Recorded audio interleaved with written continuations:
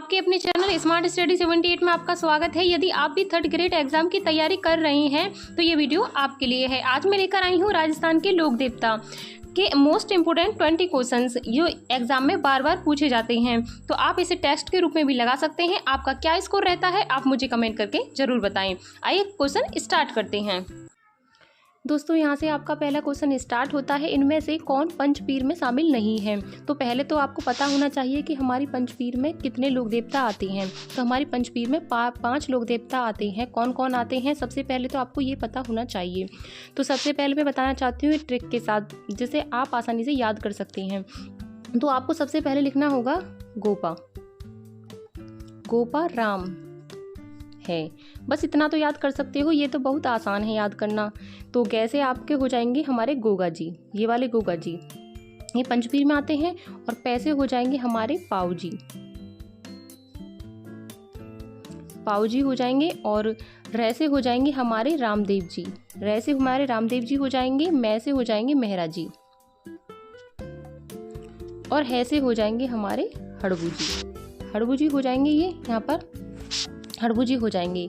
तो इसमें आपको अब आसानी से पता चल गई होगी कि कैसे हो जाएंगे हमारे गोगा जी, पैसे हो जाएंगे पाऊ जी, और रै से हो जाएंगे रामदेव जी, और मै से हो जाएंगे मेहरा जी, और है से हो जाएंगे हड़बू जी। इस तरह आप 5 पंचपीर को याद रख सकते हो। तो इसमें पूछा है कि इसमें से पंचपीर नहीं है। तो अब मैंने 5 बता दिए हैं आपको। तो अब पता होगा कि इन लोक देवताओं को छोड़कर कौन से पंचपीर नहीं है। तो तेजा जी हमारे पंचपीर में नहीं आते हैं। तो डी इसका करेक्ट आंसर होगा। अब चलते हैं नेक्स्ट नंबर क्वेश्चन पर। दूसरा क्वेश्चन आता है कि किस लोक देवता को लक्ष्मण जी का अवतार माना जाता है। तो ऐसे कौन से लोक देवता हैं जिन्हें लक्ष्मण जी का अवतार माना जाता है। इसका करेक्ट आंसर कौन सा रहने वाला है। पाऊ जी, हड़बू जी, रामदेव जी और गोगा जी। अब इतना तो पता होगा ये पंचपीर में ही आते हैं सारे। तो इसमें इसका करेक्ट आंसर कौन सा रहने वाला है। लक्ष्मण जी का अवतार कौन थे। तो लक्ष्मण जी का अवतार जो थे हमारे वो हमारे पाऊ जी थे। पाऊ जी हमारे लक्ष्मण के अवतार माने जाते हैं। और इन्हें पता है क्या बोला जाता है, इन्हें ऊँटों का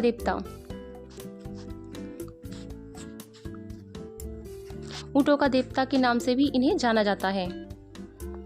ये इम्पोर्टेंट क्वेश्चन बनता है आपका थर्ड ग्रेड में। तो इसे भी आपको याद करना है। तो ऊँटों का देवता किसे कहा जाता है, पाऊ जी को। और इनकी फाड़ यानी कि इनकी जो फाड़ है बहुत प्रसिद्ध है। तो पाऊ जी को लक्ष्मण जी का अवतार कहा जाता है। इसका करेक्ट आंसर होगा ए। अब चलते हैं नेक्स्ट। अब आते हैं तीसरे नंबर क्वेश्चन पर। गांव को रक्षा में यानी कि गांव की रक्षाओं में अपने प्राणों की आहुति देने वाले देवता कौन हैं। जो गांव की रक्षा करने के लिए अपने प्राण त्याग देते हैं वो कौन से देवता हैं हमारे, इसके बारे में बताना है। तो तेजा जी थे, पाऊ जी थे और गोगा जी थे। तो गाँव की जो सेवा करते थे वो तीनों ही देवता करते थे। ये तीनों ही इनके सही हैं। तो इसका करेक्ट आंसर कौन सा रहने वाला है। तो इसका करेक्ट आंसर होगा डी। ये सभी इसका करेक्ट आंसर है। डी इसका सही है। अब चलते हैं चौथे नंबर क्वेश्चन पर। यह आता है चौथा नंबर क्वेश्चन, मोहम्मद गजनवी से युद्ध करने वाले लोक देवता कौन थे।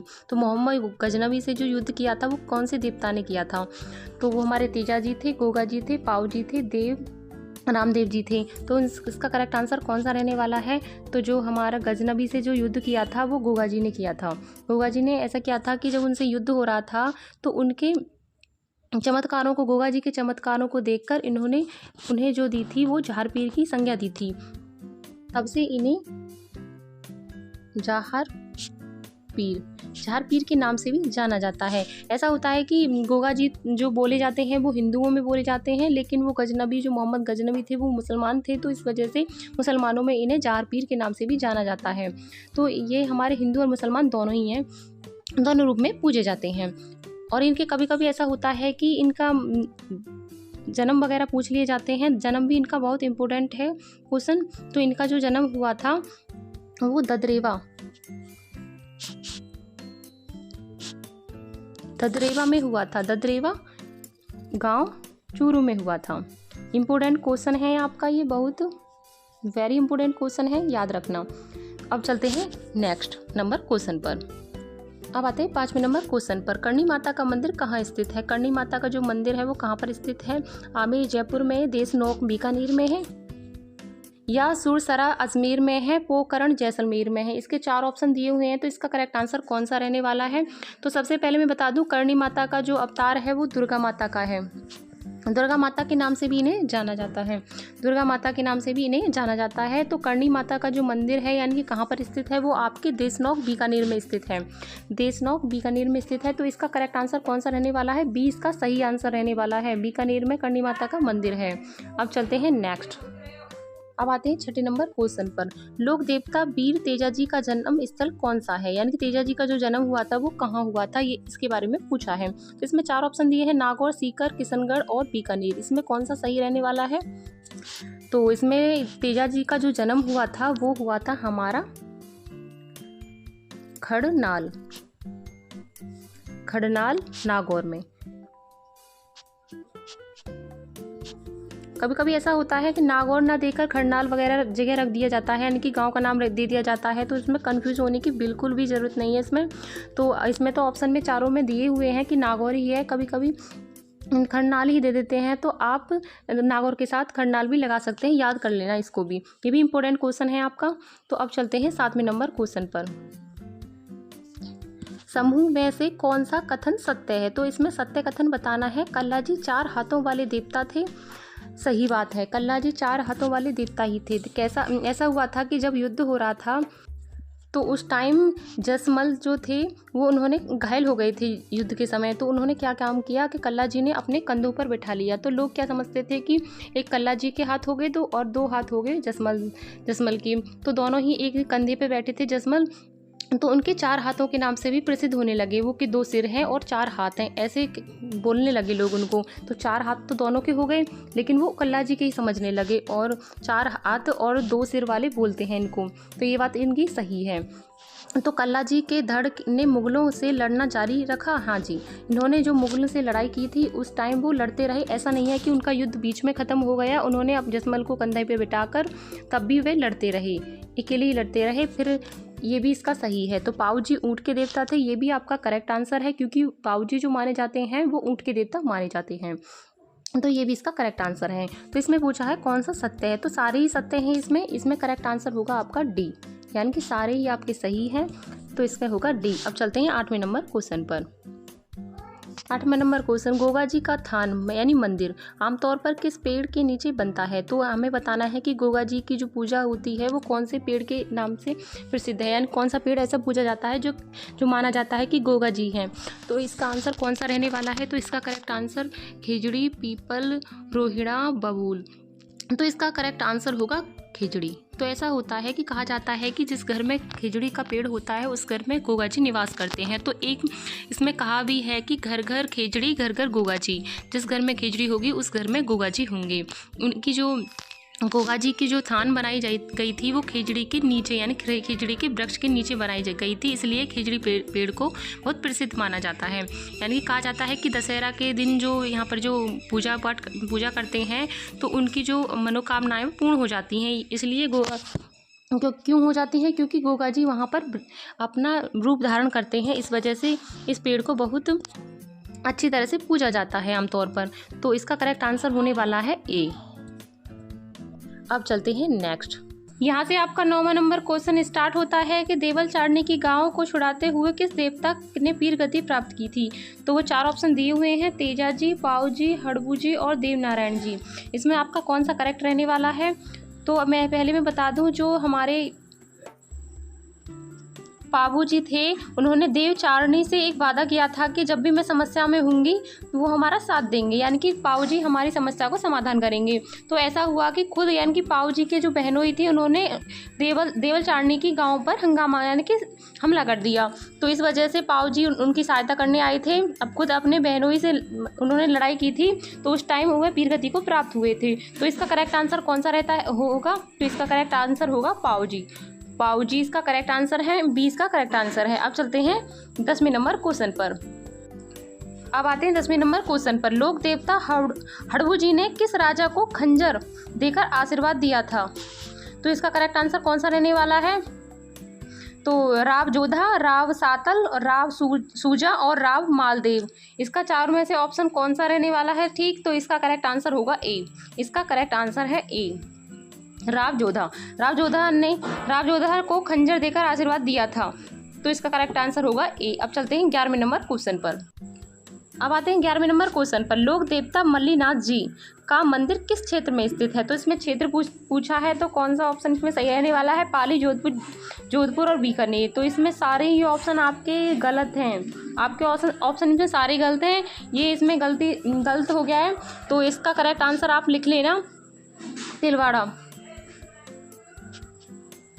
तिलवाड़ा होगा या ऑप्शन में, या फिर अगर तिलवाड़ा नहीं आता है तो आपके ऑप्शन में आपको बाड़मेर देखने को मिलेगा। इनका जो मंदिर है वो बाड़मेर में स्थित है। अगर आपका तिलवाड़ा आता है तो आपका तिलवाड़ा लगा देना ऑप्शन में। अगर तिलवाड़ा ऐसा होता है कि तिलवाड़ा ना देकर फिर वो हमारा बाड़मेर दे देते हैं, जिले का नाम ही दे देते हैं, तो बाड़मेर इसका करेक्ट आंसर है। ये चारों ऑप्शन आपके गलत हैं, तो इसका करेक्ट आंसर होगा बाड़मेर। अब चलते हैं नेक्स्ट 12वें नंबर क्वेश्चन। लोक देवता रामदेव जी को मुसलमान किस नाम से पुकारते थे? यानी कि रामदेव जी को मुसलमान जो लोग थे वो किस नाम से पुकारते थे? रामसा पीर, या फिर रामनाथ, या फिर राम उल हक, या फिर राम उल मान। इसमें 4 ऑप्शन आपके दिए हुए हैं। इसका करेक्ट आंसर कौन सा रहने वाला है? तो इसका करेक्ट आंसर होगा मुसलमान उन्हें रमसा पीर कहकर पुकारते थे, यानी कि ए इसका करेक्ट आंसर है। अब चलते हैं नेक्स्ट। अब आते हैं 13वें नंबर क्वेश्चन पर। लोक देवता देव नारायण किस अवतार के रूप में पूजे जाते हैं? यानी कि लोक देवता जो हमारे देव नारायण हैं वो किसके अवतार माने जाते हैं? इसमें ये क्वेश्चन पूछा है, तो आपको बताना है शिव का, विष्णु का, ब्रह्मा का, या फिर कृष्ण का। इसमें 4 ऑप्शन दिए हुए हैं। इसमें करेक्ट आंसर कौन सा रहने वाला है? तो ये देव नारायण जी जो थे वे हमारे विष्णु के अवतार हैं। कहा जाता है कि विष्णु के अवतार हैं। और कभी कभी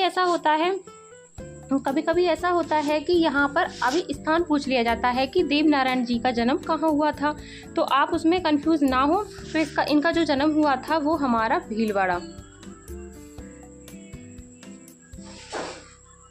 भीलवाड़ा। ये मोस्ट इम्पोर्टेंट क्वेश्चन है आपका। इसमें पूछ लिया जाता है कि लोग, यानी कि हमारे जो लोक देवता देव नारायण जी हैं उनका जन्म कहाँ हुआ था। और कभी कभी ऐसा होता है कि भीलवाड़ा न देकर आसीद दे दिया जाता है, तो आसीद भी हमारा सही होगा। कभी कभी ऐसा होता है जिले का नाम न देकर आसीद लिख दिया जाता है, या फिर कभी ऐसा होता है कि आसीद और भीलवाड़ा साथ में ही दे दिए जाते हैं। तो ये दोनों ही आपको याद कर लेने हैं, ये भी आपके इम्पोर्टेंट हैं। तो अब इसमें देखते हैं कि आपका करेक्ट आंसर कौन सा होगा? बी इसका करेक्ट आंसर है फिलहाल इसका। तो अब चलते हैं नेक्स्ट।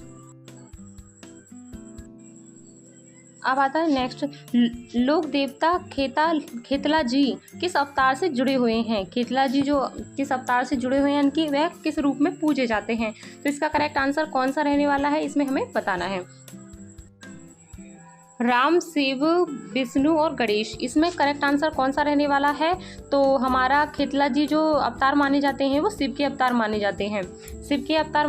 तो इसका करेक्ट आंसर होगा बी इसका करेक्ट आंसर है। अब चलते हैं नेक्स्ट 15वें नंबर क्वेश्चन पर आते हैं। लोक देवता एलोजी से जुड़ी लोक कथनांक किससे संबंधित है? यानी कि आपके हमारे जो एलोजी लोक देवता हैं, ये हमारी कौन सी कथनांक से जुड़े हुए हैं? ये शिव पार्वती के से जुड़े हुए हैं, या फिर होलिका अनुराग से जुड़े हुए हैं, या फिर कृष्ण राधा से जुड़े हुए हैं, या राम सीता से जुड़े हुए हैं? तो इसका करेक्ट आंसर कौन सा रहने वाला है? तो इसका करेक्ट आंसर होगा बी होलिका अनुराग से जुड़े हुए हैं हमारे एलोजी। कभी कभी ऐसा होता है यहाँ पर एलोजी ऐसा लिखा हुआ होता है, कभी कभी ऐसा होता है इलोजी ऐसा भी लिखा आता है। आप कंफ्यूज बिल्कुल भी ना हो। इलोजी और एलोजी एक जैसा ही वर्ड है हमारा, और इसमें कभी एलोजी बोल देते हैं। इन दोनों की बात एक ही है। तो इसका करेक्ट आंसर कौन सा रहने वाला है? होलिका अनुराग। तो कभी कभी ऐसा भी होता है कि इसके जो इम्पोर्टेंट पॉइंट्स होते हैं पूछ लिए जाते हैं कि वो किस रूप में प्रसिद्ध हैं। तो मैं सबसे पहले बताना चाहती हूँ, ये आपका इम्पोर्टेंट क्वेश्चन है बनेगा इससे। तो इसका करेक्ट आंसर है आपका बी। तो इसमें मोस्ट इम्पोर्टेंट क्वेश्चन है आपका ये। इसमें कभी कभी ऐसा बनता है कि हमसे पूछ लिया जाता है कि जो हमारे छेड़छाड़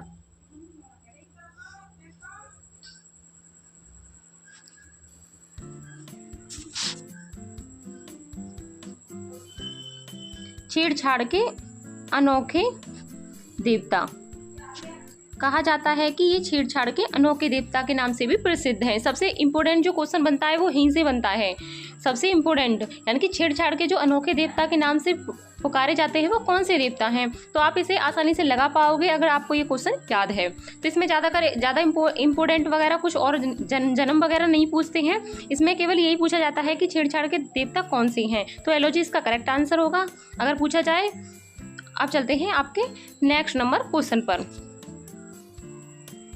अब आते हैं 16वें नंबर क्वेश्चन पर। पाऊजी की फाड़ कला पैड पेंटिंग का उपयोग किसके कथनांक चित्रण में होता है। जो हमारी फाड़ जो हमारी पाऊजी की जो फाड़ है वो किसके लिए की जाती है। तो इसमें बताना है आपको कृष्ण लीला के लिए, रामायण के लिए, या फिर पाऊजी की गाथाएं के लिए, महाभारत के लिए। तो आपको इनके नाम से ही आपको पता चल गई होगी कि पाऊजी की जो फाड़ है पाऊजी के ग्रंथों के लिए ही होती होगी। ऐसा तो है नहीं कृष्ण राधा के लिए। अगर इसमें हमें ऑप्शन में दिया हुआ है पाऊजी की फाड़ तो हम बिना सोचे समझे ही इसको लगा सकते हैं। तो इसका करेक्ट आंसर यही रहने वाला है सी। कभी कभी ऐसा होता है पाऊजी जो थे वो ऊँटों के देवता कहलाते हैं। तो मैंने बताया आपको लास्ट क्वेश्चन में। तो कभी कभी ऐसा पूछ लिए जाते हैं जैसे कि ऊँट वगैरह बीमार हो जाते हैं तो ये फाड़ हमारी पाऊजी की जो फाड़ है वो पढ़ी जाती है, यानी कि उसमें पैड पेंटिंग जो होती है वो हमारी पढ़ी जाती है। और सबसे इम्पोर्टेंट ये क्वेश्चन ऐसा भी बनता है कि जो बीकानेर में जो ऊँट लाए थे, ऊँट लाने का श्रेय सिर्फ पाऊजी को जाता है, यानी कि ऊँट जो लाए थे वो हमारे पाऊजी लेकर आए थे हमारे बीकानेर में। तो ये क्वेश्चन भी आपका बनता है। तो ये भी आपका इम्पोर्टेंट क्वेश्चन है, मोस्ट इम्पोर्टेंट क्वेश्चन है, इसे भी आप याद कर लेना। फिलहाल इसका आंसर आपका सी रहने वाला है। अब चलते हैं नेक्स्ट।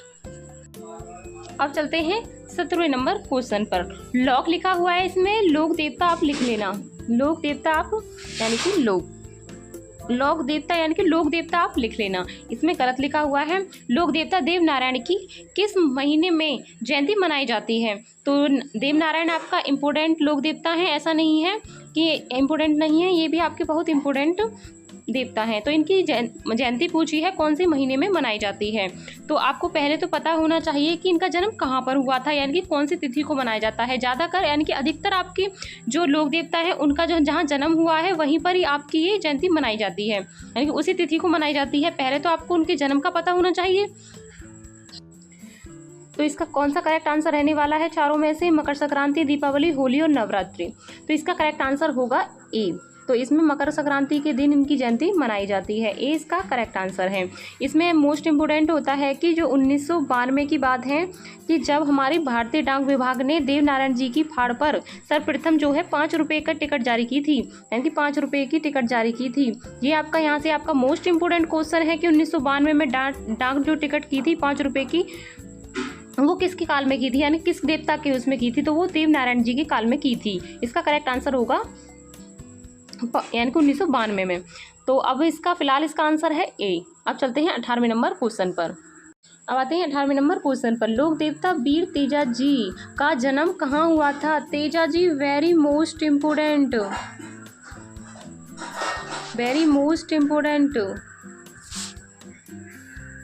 मोस्ट इम्पोर्टेंट क्वेश्चन है आपका। तेजा जी से संबंधित मतलब सबसे इम्पोर्टेंट अगर माना जाता है तो सिर्फ तेजा जी को माना जाता है। सबसे ज़्यादा क्वेश्चन रिपीट होते हैं यहाँ से।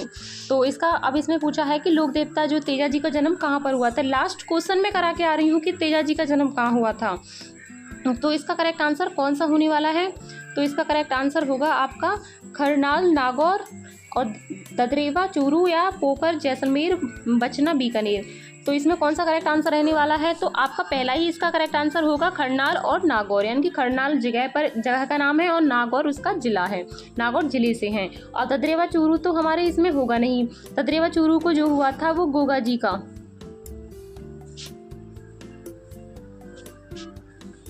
का जन्म हुआ था उस टाइम ददरेवा में। तो इसका ये किसी में भी नहीं है, इसके ये दोनों ही गलत दिए हुए हैं। फिलहाल इसका करेक्ट आंसर कौन सा रहने वाला है? ए इसका करेक्ट आंसर रहेगा, ए इसका करेक्ट आंसर है। अब चलते हैं 19वें नंबर क्वेश्चन पर। दोस्तों अगर इसकी पीडीएफ चाहिए तो आप मुझे कमेंट करके ज़रूर बताएं। और मैंने हर एक सब्जेक्ट की आपकी टॉपिक वाइज आपके क्वेश्चन करा रही हूँ जो एग्जाम में बार बार रिपीट होते हैं, बार बार पूछे जाते हैं। मोस्ट इंपोर्टेंट क्वेश्चन है, इन्हें जरूर याद कर लीजिए। अब चलते हैं हम 19वें नंबर क्वेश्चन पर। अब आते हैं 19वें नंबर क्वेश्चन पर। संत पीपा की गुफा कहाँ स्थित है? सबसे पहले आपको पता होना चाहिए कि संत पीपा ये कौन थे। ये हमारे संत संप्रदाय से आते हैं, लोक देवता नहीं है। तो इसमें 4 ऑप्शन दिए हुए हैं आपका, मालापुर टोक या फिर देवली टोक या फिर टोड़ा ग्राम टोक या फिर उनयारा टोक। इसमें 4 ऑप्शन दिए हुए हैं। इसका करेक्ट आंसर कौन सा रहने वाला है? तो इसका करेक्ट आंसर होगा टोड़ा ग्राम टोक। उनकी जो गुफाएं थी, पीपा जी की गुफाएं थी जो थी वो हमारी टोड़ा ग्राम टोक में थी। तो अब कभी ऐसा होता है कि इनका जन्म भी पूछ लिया जाता है, ये भी आपका इंपॉर्टेंट क्वेश्चन बनता है। तो आप इसमें जन्म में क्या लिखने वाले हो? तो अगर आपको ऑप्शन में झालावाड़ दिखाई दे, झालावाड़ आपको दिखाई दे तो इसका करेक्ट आंसर होगा झालावाड़। इनका जन्म हुआ था झालावाड़ में इनका जन्म हुआ था। और टोड़ा गांव टोक में इनकी गुफाएं हैं। और कभी कभी ऐसा होता है कि वो झालावाड़ वगैरह ना देकर एक दुर्ग का नाम पूछ लेते हैं, किस दुर्ग में बनी हुई है। तो इसमें आप अगर आप दुर्ग की बात करें तो दुर्ग में कौन सी में रहने वाली हैं? तो आप गांगरोन दुर्ग इसमें ऑप्शन में आएगा। तो इसमें आप ये ऑप्शन भी लगा सकते हो अगर झालावाड़ नहीं हो तो अब चलते हैं हम नेक्स्ट नंबर क्वेश्चन पर। अब आते हैं 20वें नंबर क्वेश्चन पर। लोक देवी जीवड़ माता का मंदिर किस गांव में स्थित है? तो हमारी जो जीवड़ माता मंदिर है वो कहाँ पर है? रेवसा है, सीकर में है, या देशनोक बीकानेर में है, या पोखर जैसलमेर में है, या अजमेर में है। इसमें 4 ऑप्शन आपके दिए हुए हैं। इसका करेक्ट आंसर कौन सा रहने वाला है आपको बताना है। तो इसका कौन सा करेक्ट आंसर होगा? इसका करेक्ट आंसर होगा रेवसा सीकर में, यानी कि रेवसा सीकर में इसका करेक्ट आंसर होगा। जीवड़ माता का जो मंदिर है वो रेवसा सीकर में है। उसका सही आंसर ए होगा। अब आपका 20 में से क्या स्कोर रहा तो आप मुझे कमेंट करके ज़रूर बताएं। और हर एक सब्जेक्ट की टॉपिक वाइज वीडियो पाने के लिए मैं इस चैनल को लाइक और सब्सक्राइब जरूर कर लें, ताकि आने वाली हर एक वीडियो आप तक पहुंच सके और आप बेहतर रणनीति के साथ अपनी तैयारी कर सकें। हर एक चैप्टर वाइज मैंने वीडियो बना रखी है। और अगर आपका कोई डाउट रहा हो तो आप मुझे कमेंट करके ज़रूर बताएं। मिलते हैं हम नेक्स्ट वीडियो में और नए टॉपिक के साथ। तब तक के लिए धन्यवाद।